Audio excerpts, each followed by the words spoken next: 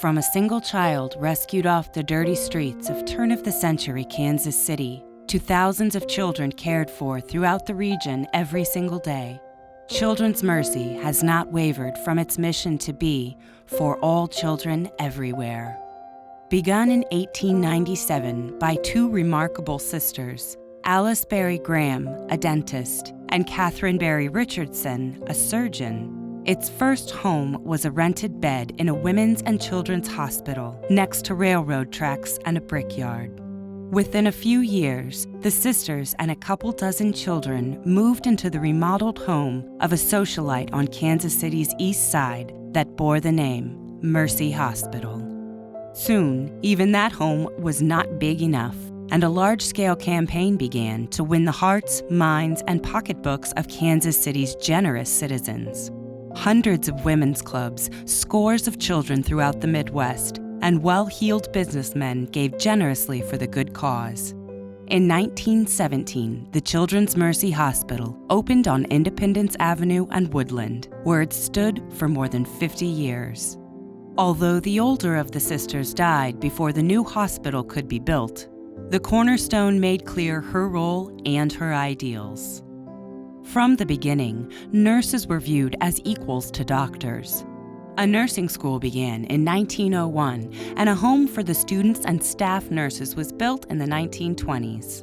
Volunteer doctors, including the founders, provided free care to patients for decades. The first full-time paid physician wasn't hired until 1953. Driven by research to innovate and improve care, Catherine championed sun therapy, water therapy, sanitation, and in a daring role given the times, the care of African American children, and a training program for African American doctors and nurses in the 1920s at Wheatley Providence Hospital. After World War II, the role of Children's Mercy changed as the community demanded expanded services for the baby boom. An accredited teaching program, first with the University of Kansas and then the University of Missouri, Kansas City, attracted residents, fellows, and full-time faculty. Patients, including those who could afford to go anywhere, followed.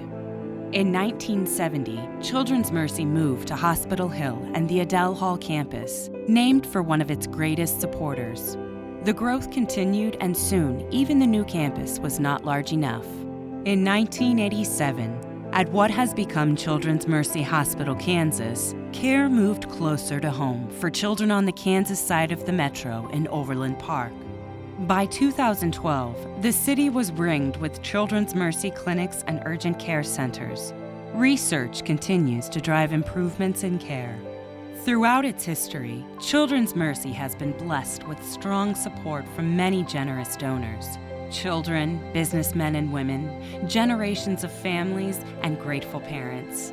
Children's Mercy continues to meet its mission of caring for all children, because two sisters found no sacrifice too great when the cause was our children.